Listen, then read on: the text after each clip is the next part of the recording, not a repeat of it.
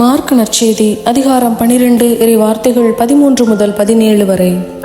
அக்காலத்தில் பரிசேயர் இயேசுவை அவருடைய பேச்சில் சிக்க வைக்க ஏரோதியர் சிலரை அவரிடம் அனுப்பி வைத்தனர்.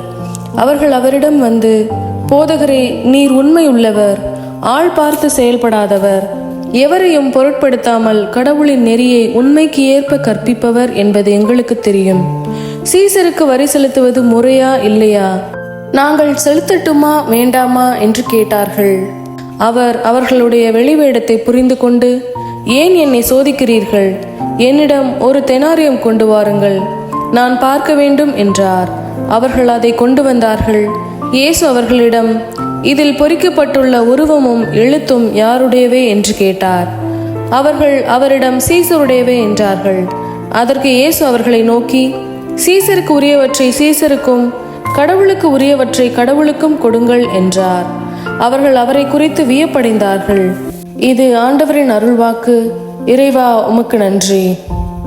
முதல் வாசகம் 2 பேதுரு அதிகாரம் 3 இறை வார்த்தைகள் 12 முதல் 15, 17 முதல் 18 வரை.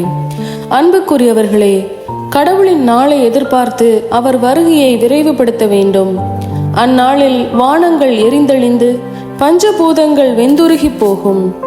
அவர் வாக்களித்தபடியே நீதி குடிகொண்டிருக்கும்.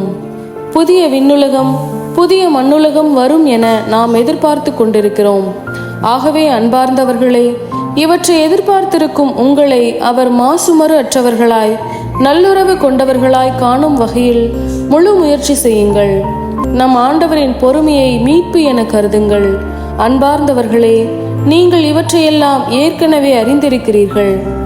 கட்டுப்பாடற்றவர்களின் தவறான வழிகளால் கவர்ந்தெழுக்கப்பட்டு உங்கள் உறுதி நிலையினின்று விழுந்து விடாதபடி கவனமாயிருங்கள். நம் ஆண்டவரும் மீட்பருமான இயேசு கிறிஸ்துவின் அருளிலும் அறிவிலும் வளர்ச்சி அடையுங்கள். அவருக்கே இன்றும் என்றென்றும் மாட்சி உரித்தாகுக. ஆமேன். இது ஆண்டவரின் அருள்வாக்கு. இறைவா, உமக்கு நன்றி.